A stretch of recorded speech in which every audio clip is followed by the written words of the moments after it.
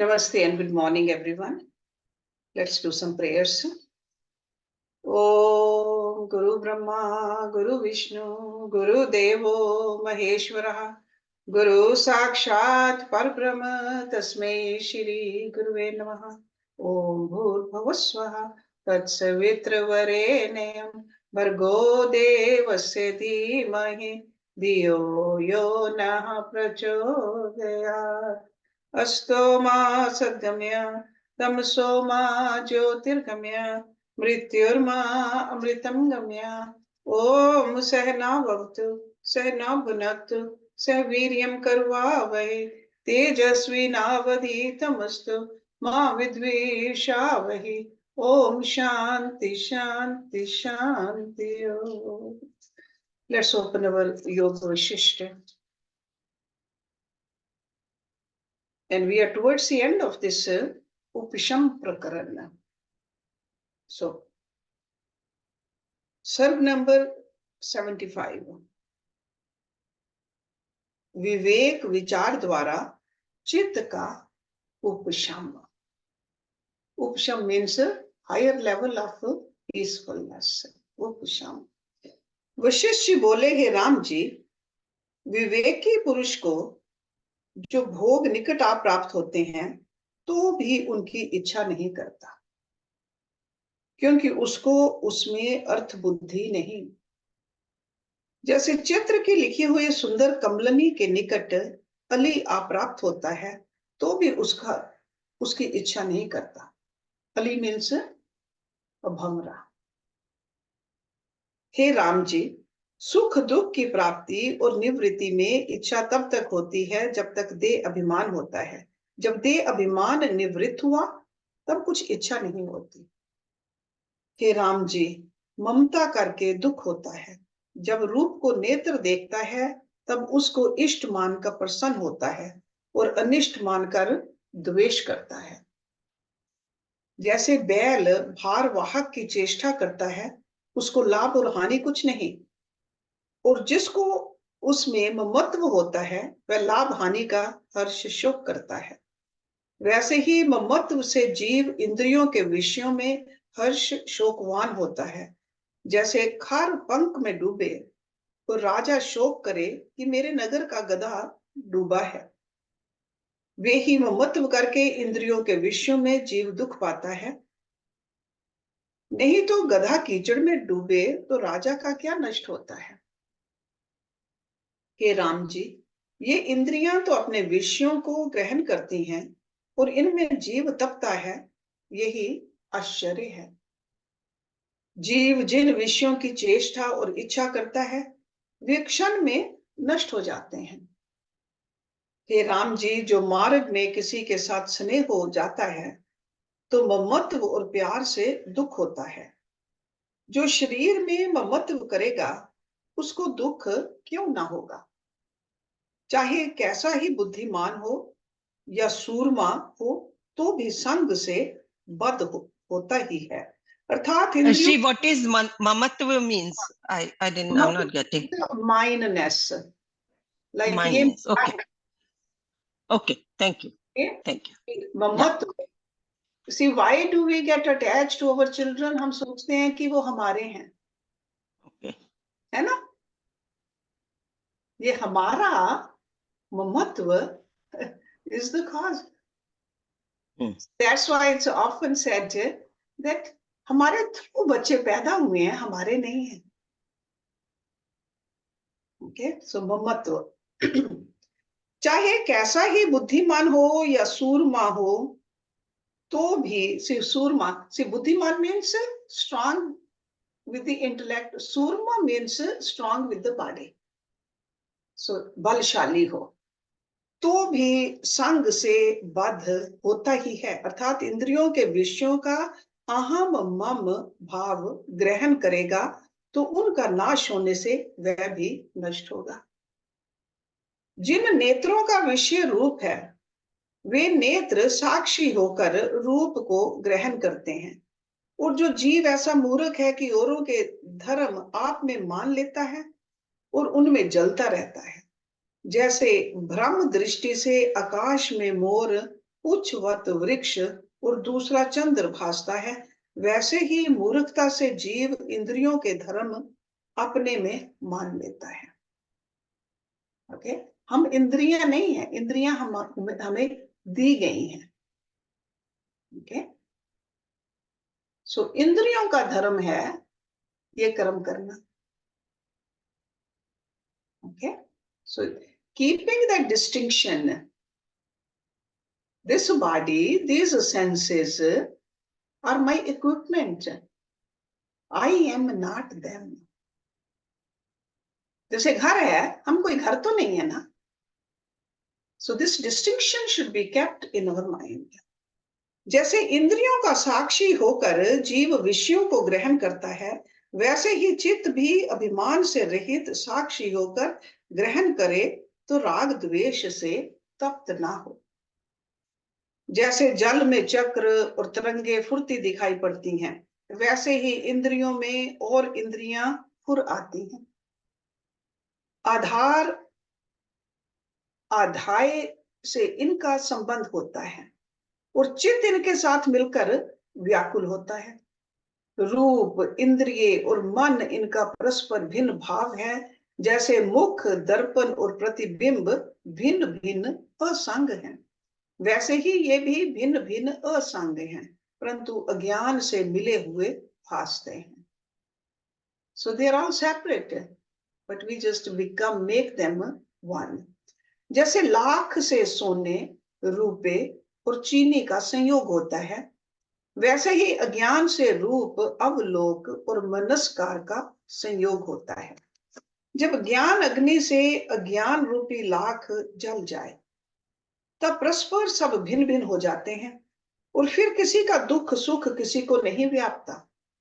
जैसे दो लकड़ियों का संयोग लाख से होता है, वैसे ही अज्ञान से विषय, इंद्रियों और मन का संयोग होता है और ज्ञान रूपी अग्नि से जब बिछुड़ जाते हैं तब फिर नहीं मिलते। जैसे माला के भिन्न भिन्न दाने तागे में इकट्ठे होते हैं और जब विचार करके तागा टूट पड़े तब भिन्न भिन्न हो जाए फिर ना मिले, वैसे ही देह और इंद्रियों में अज्ञान से मेल होता है। हे राम जी, जिन पुरुषों को आत्म विचार हुआ है, वे ऐसे विचारते हैं कि हमको दुख देने वाला चित्त था और चित्त के नष्ट होने से आनंद हुआ। जैसे मंदिर में दुख देने वाला पिशाच रहता है तब दुख देता है, नहीं तो मंदिर दुख नहीं देता, पिशाच ही दुख देता है। वैसे ही शरीर रूपी मंदिर में दुख देने वाला चित्त ही है। हे चित्त, तूने मिथ्या मुझको दुख दिया था, अब मैंने आपको जाना है। तू आदि में भी तुच्छ है, अंत में भी तुच्छ है और वर्तमान में भी मिथ्या जीवों को दुख देता है, जैसे मिथ्या परछाई बालक को वैताल होकर दुख देती है। बड़ा आश्चर्य है हे चित्त, तू तब तक दुख देता है जब तक आत्म स्वरूप को नहीं जाना। जब आत्म स्वरूप का ज्ञान होता है तब तो कहीं दिखने नहीं आता। तू तो माया मात्र है, स्थिर हो अथवा जा, मैं अब तुझसे मोहित नहीं होता। तू तो मूर्ख, जड़ और मृतक है और तेरा आकार अविचार से सिद्ध है। अब मैंने पूर्व का स्वरूप पाया है। तू तत्व नहीं, भ्रांति मात्र है। जो मूढ़ है वह तुझसे मोहित होता है, विचारवान मोहित नहीं होता। जैसे दीपक से अंधकार लुप्त हो जाता है, वैसे ही ज्ञान से तू अदृष्ट हो जाता है। हे मूर्ख चित्त, तू बहुत काल इस शरीर रूपी गृह में रहा है और वैताल रूप है। जैसे अपवित्र और शमशान आदि स्थानों में वैताल रहता है, वैसे ही सत्संग से रहित शरीर रूपी गृह शमशान के समान सदा अपवित्र है। वहां तेरे रहने का स्थान है। जहां संतों का निवास होता है, वहां तुझ सरीखे को स्थान नहीं। अब मेरे हृदय रूपी गृह में सत विचार, संतोष आदि संत जन आस्थित हुए हैं, तेरे बसने का स्थान बचा नहीं। हे चित्त पिशाच, तू पूर्व रूपी तृष्णा पिशाचनी और एक काम, क्रोध आदि गुहक अपने साथ लेकर चिर पर्यंत विचरा है। अब विवेक रूपी मंत्र से मैंने तुझको निकाला है, तब कल्याण हुआ। हे चित्त, पिशाच रूप तो प्रमाद रूपी मद्य पीकर मत हुआ था और चिर पर्यंत नृत्य करता था। अब मैंने विवेक रूपी मंत्र से तुझको निकाला है, तब देह रूपनी कंदरा शुद्ध हुई है और इसमें शुद्ध भाव पुरुषों ने निवास किया है। हे चित्त, मैंने तुझको विवेक रूपी मंत्र द्वारा वश किया है, अब तेरा क्या पराक्रम है? तू तब तक दुख देता था जब तक मैंने विचार रूपी मंत्र ना पाया था। अब तेरा बल कुछ नहीं चलता। अब मैं महा केवल भाव में स्थित हूँ। पहले भी मैं तुझको जगाता था, आपसे ही तू सब रूप है। जैसे कच्चे मंत्र वाला सिंह को जगाता है और आप कष्ट पाता है, वैसे ही मैं तुझको जगाकर कष्ट पाता था। अब मैंने आत्म विचार से परिपक्व मंत्र से तुझे वश किया है, तब शांति पा सका हूं। अब मुझ में ममता और मान कुछ नहीं रहे। मोह अहंकार सब नष्ट हो गए हैं और इनका कलंत्र भी नष्ट हो गया है। मैं निर्मल और चैतन्य आत्मा हूं। मेरा मुझको नमस्कार है। ना मेरे भीतर कोई आशा है, ना कर्म है, ना संसार है, ना कर्तृत्व है, ना मन है, ना भोक्तृत्व है और ना शरीर है। ऐसा मेरा निर्गुण रूप आत्मा है। मेरा मुझको नमस्कार है। ना कोई आत्मा है, ना अनात्मा है, ना अहम है, ना त्वम है। किसी शब्द का वहां प्रवेश नहीं। ऐसा निराश पद है। प्रकाश रूप निर्मल आत्मा मैं अपने आप में स्थित हूँ। ऐसा जो मैं आत्मा हूँ, मेरा मुझको नमस्कार है। मैं विकारी नहीं हूँ, मैं तो नित्य हूँ, निराश हूँ, सर्व कार्यों में समाया हुआ, अंश अंशी भाव से रहित हूँ। ऐसा सर्वात्मा मैं हूँ। मेरा मुझको नमस्कार है। मैं सर्वगत सूक्ष्म और अपने स्वभाव में स्थित हूँ और पृथ्वी शैल आकाश आदि संसार में नहीं, मैं ही सर्व पदार्थ होकर भासता हूँ। ऐसा मैं सर्वात्मा हूँ। अब मैं सर्वभाव को प्राप्त हुआ हूँ और मेरा मनन भाव दूर हुआ है। मेरे प्रकाश से संसार भासता है। मैं अजर अमर और अनंत हूँ और गुणातीत अद्वैत हूँ। मनन जिससे दूर हुआ है, ऐसा जो मैं सुंदर रूप हूँ, जिससे संसार प्रकट है और सब रूप से अविनाशी हूँ, उस अनंत अजर अमर गुणातीत ईश्वर रूप को नमस्कार है। शांत आत्मा होने के निश्चय से Harshi, what he's saying here, मैं तो नित्य हूँ, निराश हूँ। ये why is he saying निराश हूँ? निराश मीन्स कोई आशा नहीं अब। निराशा, okay right? Okay so okay निराशा doesn't mean hopeless. निराश मीन्स कोई डिजायर ही नहीं रही अब। Okay, got it. Okay? So as long as या we have the desires, what happens? तब तक हमारा मन भी है, चित्त भी है। So he says that I'm at that level where I don't have any desires. See, आशा का मतलब क्या होता है? Hope.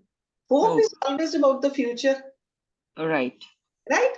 So that means you are still on the path to attain something in the future. So Nirash over here means, so I know this, sometimes these terms we use it in a common language and they look like a negative, but over here we got to look at it philosophically. Okay? So no desire, no आशा। कोई future में ये नहीं कि मुझे ये मिले या वो मिले। मैं I am complete right now the way I am, because I am the आत्मा विच इज। और उस यहाँ ये भी कहा कि मैं सिर्फ आत्मा नहीं हूँ। जब अपने आप को आत्मा मानने लगे, दूसरे आत्मा नहीं है और भगवान कहीं दूर है, वो भी अभी कंप्लीटनेस नहीं हुई। इसका मतलब मैं जस्ट परमात्मा हूँ, अहम ब्रह्मास्मि।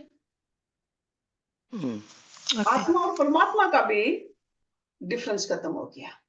अहम ब्रह्मास्मि। Okay, this is what he is talking about. And हुआ कैसे? विवेक और विचार द्वारा और साधना से, है ना? उस लेवल पर पहुंचे where there's no difference at all. It's all परमात्मा, and we are part of that. Okay, so शांत आत्मा होने के निश्चय से राग द्वेष से मुक्ति। एंड वी नो राग द्वेष क्या होता है? Attachment and aversion. Something good happens, we get attached to it. Something bad happens, we want to stay away from it. So mukti usse.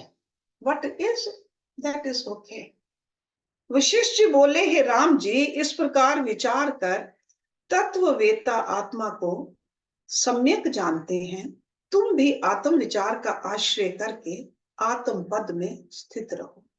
Okay, सम्यक word is often we have used in other scriptures also. So it's like a सम्यक means पूरी तरह से, दृढ़ता से, सम्यक।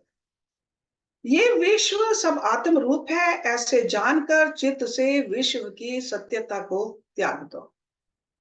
okay? क्योंकि ये विश्व सत्य नहीं है। This manifested world is not सत्य। It keeps on changing.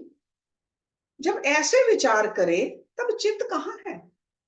बड़ा विस्मय है कि जो चित्त स्वरूप दिखाई देता था वह अविदित माया मात्र असत रूप था। जैसे आकाश के फूल कहने भर को हैं, वैसे ही चित्त कहने भर को है और अविचार से दिखाई देता है। विचारवान को चित्त असत भासता है क्योंकि अविचार से सिद्ध है। जैसे नौका पर बैठे हुए बालक को तट के विटप चलते भासते हैं। विटप मीन्स वृक्ष। पर बुद्धिमान को चलने में सद्भाव नहीं होता। वैसे ही मूर्ख को चित्त सत्ता भासती है और विचारवान का चित्त नष्ट हो जाता है।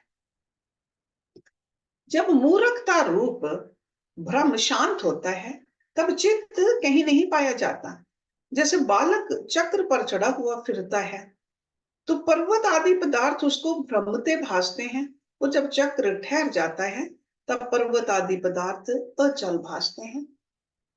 वैसे ही चित्त के ठहरने से द्वैत कुछ नहीं भासता। पहले मुझको द्वैत भासता था, इससे चित्त के फुरने से नाना प्रकार की इच्छा उठती थी। अब चित्त के नष्ट होने पर इन पदार्थों की भावना नष्ट हुई है और अब सब संशय और शोक नष्ट हो गए हैं। अब मैं विगत ज्वर स्थित हूं। सो विगत ज्वर, that's also we often read about it in Bhagavad Gita also, विगत ज्वर। ज्वर क्या होता है? जब बुखार चढ़े तो शरीर कांपता है। विगत मीन्स वो कांपना खत्म हो गया। और यहां we are talking about the चित्त, वो चित्त हिलता नहीं। ओके, विगत ज्वर। अब मैं विगत ज्वर स्थित हूं, जैसे मैं स्थित हूं वैसे हूं, कामना कोई नहीं। जब चित्त का चैत्य भाव नष्ट हुआ तब इच्छा आदि गुण कहां रहे? जैसे प्रकाश के निवृत्त होने पर वर्ण ज्ञान नहीं रहता, वैसे ही चित्त के नाश से इच्छा आदि नहीं रहती। अब चित्त नष्ट हुआ, तृष्णा नष्ट हो गई और मोह का पिंजड़ा टूट पड़ा। मैं निरहंकार बोधवान हूं, सब विश्व शांत रूप आत्मा है और नानत्व कुछ नहीं। मैं निराभास आदि अंत से रहित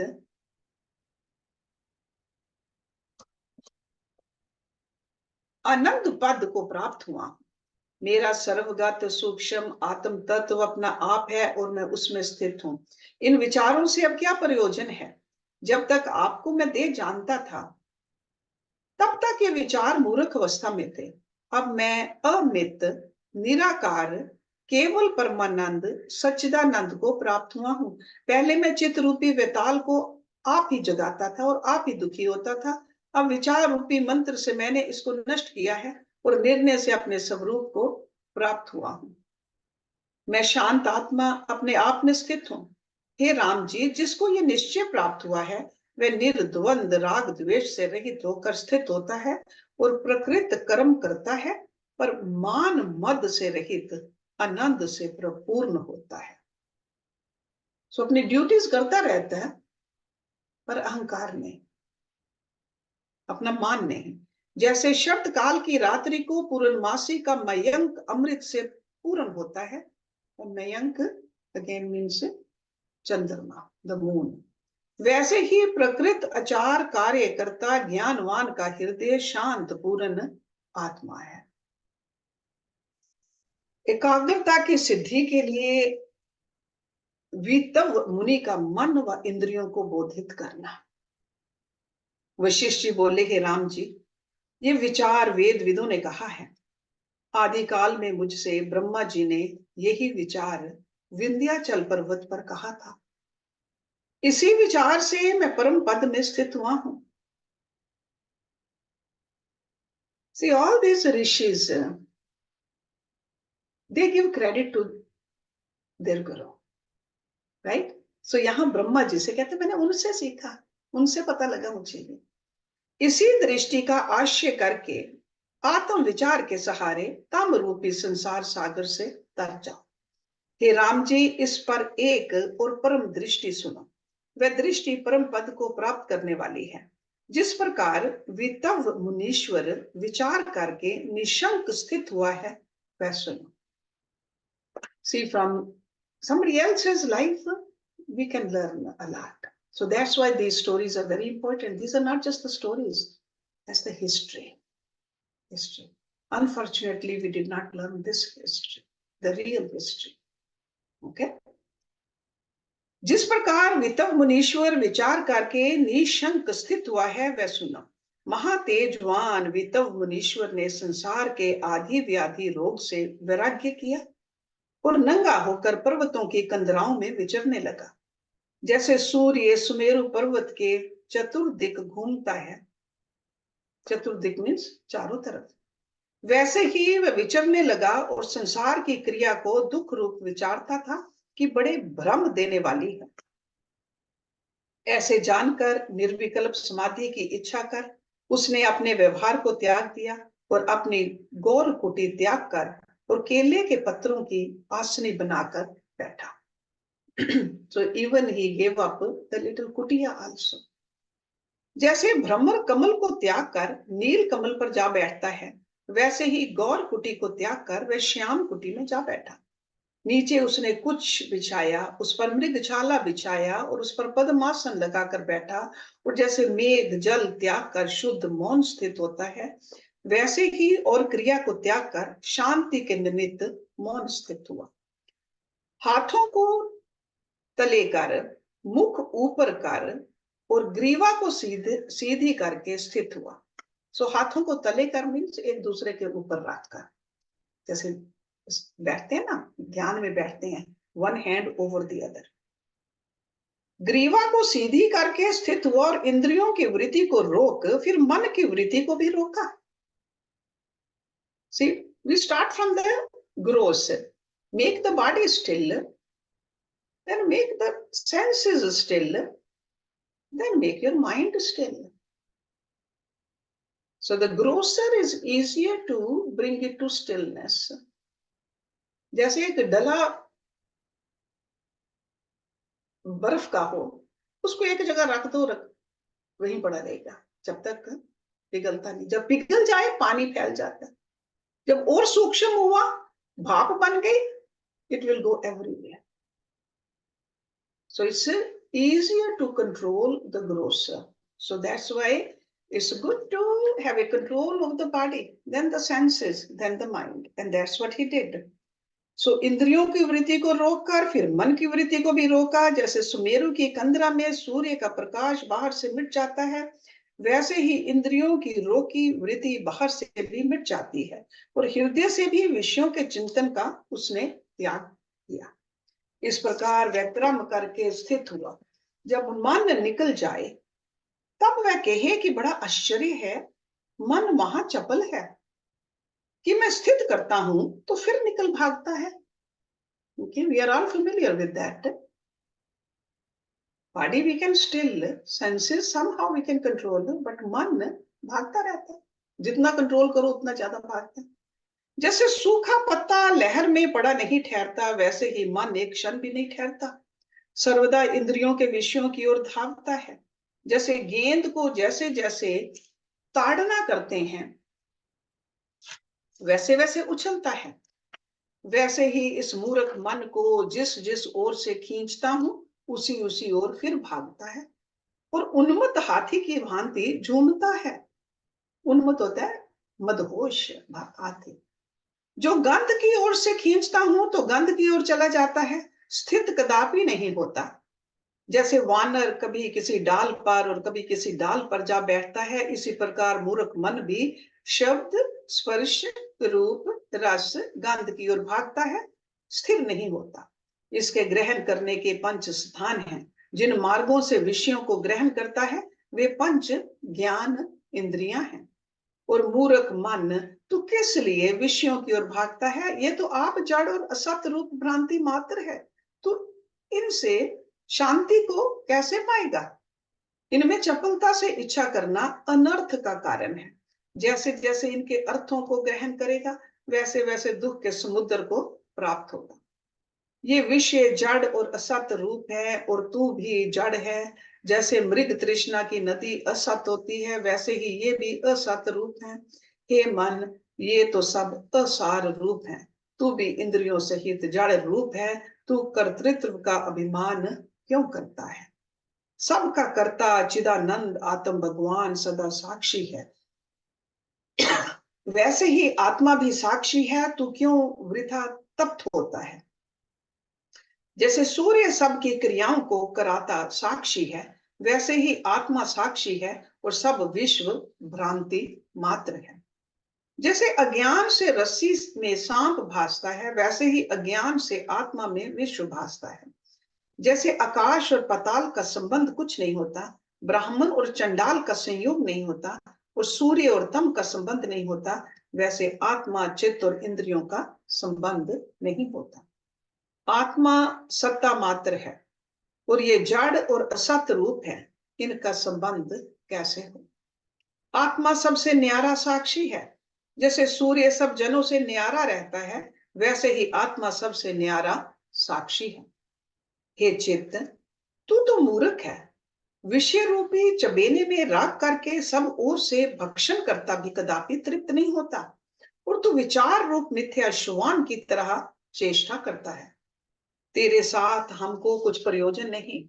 हे मूर्ख, तू तो मिथ्या अहम अहम करता है और तेरी वासना अत्यंत असत रूप है और जिन पदार्थों की तू वासना करता है वे भी असत रूप हैं। तेरा और आत्मा का संबंध कैसे हो? आत्मा चैतन्य रूप है और तू मिथ्या जड़ रूप है। ये मैंने जाना है कि जन्म मरण आदि विकार और जीवत्व भाव को तूने मुझको प्राप्त किया है। मैं तो केवल चैतन्य पर ब्रह्म हूँ, मिथ्या अहंकार करके जीवत्व भाव को प्राप्त हूँ और देह मात्र आपको जानता हूँ। मैं तो संवित मात्र नित्य शुद्ध आदि अंत से रहित परमानंद चिद आकाश अनंत आत्मा हूँ। अब मैं स्वरूप में जागा हूँ और सद्भाव मुझको कुछ नहीं दिखाई देता। हे मूर्ख मन, जिन भोगों को तो सुख रूप जानकर भागता है वे अविचार से प्रथम तो अमृतवत भासते हैं और परिणामतः विश्ववत हो जाते हैं और वियोग से जलाते हैं। तू आपको कर्ता भोक्ता भी मिथ्या मानता है। तू कर्ता भोक्ता नहीं और इंद्रियां भी कर्ता भोक्ता नहीं, क्योंकि जड़ है। जो तू जड़ है तो तेरे साथ मित्र भाव कैसे हो? और जो तू जड़ और असत रूप है तो कर्ता भोक्ता कैसे हो? और जो चेतन और सत रूप है तो भी तुझ में कर्तृत्व भोक्तृत्व नहीं हो सकता, क्योंकि तू मिथ्या है और मैं प्रत्यक्ष चैतन्य हूँ। तू कर्तृत्व भोक्तृत्व का अपने में मिथ्या स्थापन करता है। तू मिथ्या है। जब मैं तुझको सिद्ध करता हूं तब तू होता है। तू निश्चय करके जड़ है, तुझको कर्तृत्व भोक्तृत्व कैसे है? जैसे पत्थर की शिला नृत्य नहीं कर सकती वैसे ही तुझ में कर्तृत्व का समर्थ्य नहीं। जो कर्तृत्व है वह मेरी शक्ति है। जैसे हसुआ घास तृण आदि को काटता है तो केवल आपसे नहीं काटता, पुरुष की शक्ति से काटता है। खंग में जो हनन क्रिया होती है वह भी पुरुष की शक्ति है। वैसे ही तुझ में कर्तृत्व भोक्तृत्व मेरी शक्ति से है। जैसे पात्र से जलपान करते हैं तो पात्र नहीं करता। पान पुरुष ही करता है और पात्र से पान करता है। वैसे ही मुझ में कर्तृत्व भोक्तृत्व मेरी शक्ति करती है और मेरी सत्ता पाकर तो अपनी चेष्टा में विचरता है। जैसे सूर्य का प्रकाश पाकर लोग अपनी अपनी चेष्टा करते हैं, वैसे ही मेरी शक्ति पाकर तेरी चेष्टा होती है। अज्ञान करके तू जड़ सा रहता है और ज्ञान करके लीन हो जाता है। जैसे सूर्य के तेज से हिम का पुतला गल जाता है। इससे हे चित्त, अब मैंने निश्चय किया है, तू मृतक रूप और मूढ़ है। परमार्थ से ना तू है और ना इंद्रियां हैं। जैसे इंद्र जाल की बाजी के पदार्थ भासते हैं, वे सब मिथ्या है। मैं केवल विज्ञान स्वरूप अपने आप में स्थित निराम्य अजर अमर नित्य शुद्ध बोध परमानंद रूप हूँ और मैं ही नाना रूप होकर भासता हूँ। परंतु द्वैत भाव को कदापि नहीं प्राप्त होता, सदा अपने आप में स्थित हूँ। जैसे जल में तरंगे तथा बुदबुदे दिखाई देते हैं, वे जल रूप हैं, वैसे ही सब पदार्थ मेरे भासते हैं, वे मुझसे भिन्न नहीं। हे चित्त, तू भी चिन्ह मात्र भाव को प्राप्त हो। जब तू चिन्ह मात्र भाव को प्राप्त होगा, तब मेरा भिन्न भाव कुछ ना रहेगा और शोक से रहित होगा। आत्म तत्व सर्व भाव में स्थित और सर्व रूप है। जब तू उसको प्राप्त होगा, तब सब कुछ तुझको प्राप्त होगा। ना कोई शरीर है और ना विश्व है, सब ब्रह्म ही है। ब्रह्म ही ऐसा भासता है। वास्तव में अहम त्वम कल्पना कोई नहीं। हे चित्त, आत्मा चैतन्य रूप और सर्वगत है। आत्मा से भिन्न कुछ नहीं, तो भी तुझको संताप नहीं, और अनात्मा जड़ और असत रूप है, अतः तू ना रह। जो कुछ परिच्छिन्न सा तू बनता है, वह मिथ्या भ्रम है। आत्म तत्व सर्वव्यापक रूप है, द्वैत कुछ नहीं और सर्व वही है। तो भिन्न अहम त्वम की कल्पना कैसे हो? असत से कार्य की सिद्धि कुछ नहीं होती। जैसे खरगोश की सींगें असत हैं और उनके मारने का कार्य सिद्ध नहीं होता, वैसे ही तुझ से कर्तृत्व भोक्तृत्व कार्य कैसे हो? और जो तू कहे कि मैं सत असत और चेतन जड़ के मध्य भाव में हूं, जैसे तम और प्रकाश का मध्य भाव छाया है, तो सूर्य रूप परमात्मा निरंजन के विद्यमान रहते मंद भावी छाया कैसे रहे, जिससे कर्तृत्व भोक्तृत्व तुझको नहीं होता, क्योंकि तू जड़ है। जैसे हसुआ अपने आप कुछ नहीं काट सकता। जब मनुष्य के हाथ की शक्ति होती है, तब कार्य होता है। वैसे ही तुझसे कुछ कार्य नहीं होता। जब आत्म सत्ता तुझसे मिलती है, तब तुझसे कार्य होता है। तू क्यों अहंकार करके वृथा तप्त होता है? हे चित्त, जो तू कहे कि ईश्वर का उपकार है, तो ईश्वर जो परमात्मा है, उसको करने ना करने से कुछ प्रयोजन नहीं। सबका कर्ता भी वही और अकर्ता भी वही है। जैसे आकाश पोल से सबको वर्धन देने वाला है, परंतु स्पर्श किसी से नहीं करता, वैसे ही परमात्मा सब सत्ता देने वाला है और अलेप है। हे मूर्ख मन, क्यों भोगों की वांछा करता है? तू तो जड़ और असद रूप है और देह भी जड़ असद रूप है, भोग कैसे भोगेगा? और जो परमात्मा के निमित्त इच्छा करता है, तो परमात्मा तो सदा तृप्त है और इच्छा से रहित है। सर्व में वही पूर्ण है, दूसरे से रहित एक अद्वैत प्रकाश रूप अपने आप में स्थित है। तुझको किसकी चिंता है? इससे वृथा कल्पना को त्याग कर आत्म पद में स्थित हो, जहां सर्व क्लेश शांत हो जाते हैं। जो तू कहे कि परमात्मा के साथ मेरा कर्तृत्व भोक्तृत्व संबंध है, तो भी नहीं बनता। जैसे फूल और पत्थर का संबंध नहीं होता, वैसे ही परमात्मा के साथ तेरा संबंध नहीं होता। समान अधिकरण और द्रव्य का संबंध होता है। जैसे जल और मृतिका का संबंध नहीं होता। जैसे औषध में चंद्र की सत्ता प्राप्त होती है। जैसे सूर्य की तपन से शिला तप जाती है। जैसे बीज और अंकुर का संबंध होता है, पिता और पुत्र का संबंध होता है, और द्रव्य और गुण का संबंध होता है। आकार सहित वस्तु का संबंध निराकार निर्गुण वस्तु से कैसे हो? परमात्मा चैतन्य है, तू जड़ है। वह प्रकाश रूप है, तू तम रूप है। वह सद रूप है, तू असद रूप है। So he's talking to the Chit, remember that. इस कारण संबंध तो किसी के साथ नहीं बनता है, तो तू क्यों वृथा जलता है? तू मनन रूप है, परमात्मा सर्व कलना से रहित है। तेज की एकता तेज से होती है और जल की एकता जल से होती है। तू कलंक रूप है, परमात्मा निष्कलंक है। तेरी एकता उससे कैसे हो? जिसका कुछ अंग होता है उसका संबंध भी होता है। वह संबंध तीन प्रकार का है, साम्य, अर्ध साम्य और विलक्षण। जैसे जल से जल की एकता, तेज से तेज की एकता होती है, ये साम्य संबंध है। So that means both the things are equal, so same. पर तेरा आत्मा के साथ साम्य संबंध नहीं। दूसरा अर्थ संबंध ये है कि जैसे स्त्री और पुरुष के अंग समान होते हैं, परंतु कुछ विलक्षण रूप हैं।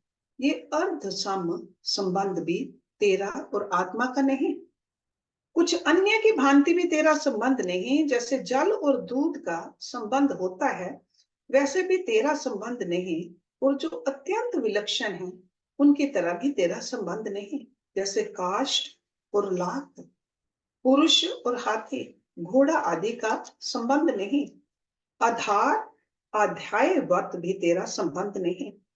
जैसे बीज और अंकुर, पिता और पुत्र आदि का जो संबंध है, वैसे भी तेरा और आत्मा का संबंध नहीं।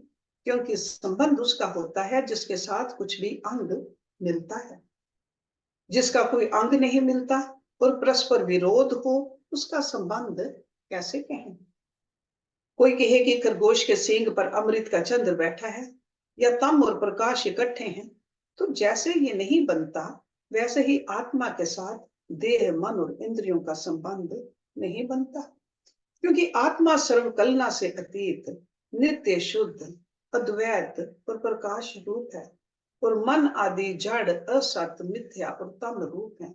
इनका संबंध नहीं। जिनका परस्पर विरोध है, उनका संबंध कैसे हो? तो परमात्मा के अज्ञान से मन, इंद्रियां और देह आदि सहित उदित है, और आत्मा के ज्ञान से अभाव को प्राप्त हो जाता है। फिर संबंध कैसे हो? हे मन, जो कुछ विश्व है वह सब ब्रह्म स्वरूप है।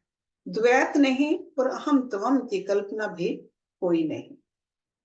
ब्रह्म सत्ता अपने आप में स्थित है। सब कलना तुझ में थी, और तू तब तक था जब तक स्वरूप का अज्ञान था। जब स्वरूप का ज्ञान होता है और अज्ञान नष्ट होता है, तब तू कहां? जैसे रात्रि के अभाव से निशाचरों का अभाव हो जाता है, वैसे ही अज्ञान के नाश के साथ तेरा अभाव हो जाता है। So as long as we stay ignorant, we think that we are this mind or the body. As soon as we are jnani, we know the reality, who we are. इंद्रियों और मन के रहते सभी दोषों की प्राप्ति और उनके शमन से गुण रूपी सुखों की प्राप्ति। वशिष्ठ जी बोले, हे राम जी, इस प्रकार वीतव मुनीश्वर विंध्याचल की गुफा से तीक्ष्ण बुद्धि से विचारने लगा, और उसने और भी जो कुछ कहा है वह सुना। अनात्मा जो देह, इंद्रियां, मन आदि हैं, वे संकल्प से उत्पन्न हैं। जब ज्ञान का उदय होता है, तब इनका अभाव हो जाता है। हे मन, जैसे सूर्य के उदय से तम नष्ट हो जाता है, वैसे ही नित्य उदित रूप अनुभव स्वरूप परमात्म ज्ञान के उदय से तेरा अभाव हो जाता है। वासना से उसका अवर्ण होता है। अवर्ण मीन्स कवरिंग। और जब वासना का अभाव हो जाता है, तब अवर्ण का भी अभाव हो जाता है। जैसे मेघ के निवारण से सूर्य प्रकाशता है, वैसे ही वासना के अभाव से आत्म तत्व प्रकाशता है। वासना का मूल अज्ञान है। मूल में से जड़, सो वासना की जड़ अज्ञान है। जब अज्ञान सहित वासना नष्ट होती है, तब चिदानंद ब्रह्म प्रकाशता है। वासना का ही नाम बंध है, और वासना की निवृत्ति का नाम मोक्ष। जब वासना रूपिणी रस्सी काटोगे, तब परमात्मा का साक्षात्कार होगा। जैसे प्रकाश बिना अंधकार का नाश नहीं होता, वैसे ही मन, इंद्रियां, देह आदि का आत्म विचार बिना नाश नहीं होता। जब विचार करके आत्म पद प्राप्त हो, तब मन सहित 6 इंद्रियों का अभाव हो जाता है, अर्थात इनका अभिमान नष्ट हो जाता है। इनके धर्म अपने में नहीं भासते। जब तक देह इंद्रियों के साथ अवर्ण है, तब तक आत्म पद नहीं प्राप्त हो सकता। अतः कल्याण के निमित्त आत्म पद पाने का अभ्यास करो। जब तक जीव मन और इंद्रियों के गुणों के साथ आपको मिला जानता है, तब तक अपने स्वरूप की विभुता और सिद्धि नहीं भासती। तब आत्मा का साक्षात्कार होगा, तब राग द्वेष आदि विकार नष्ट होंगे। जैसे सूर्य के उदय से निशाचरों का अभाव हो जाता है, वैसे ही आत्मा के साक्षात्कार से विकारों का अभाव होता है। जिसके दर्शन से इनका अभाव हो जाता है, उसका आत्मा के साथ संबंध कैसे हो? जैसे प्रकाश और तम का संबंध नहीं होता, वैसे ही सत असत का संबंध नहीं होता, और जैसे जीव का मृतक से संबंध नहीं होता, वैसे ही आत्मा अनात्मा का संबंध नहीं होता।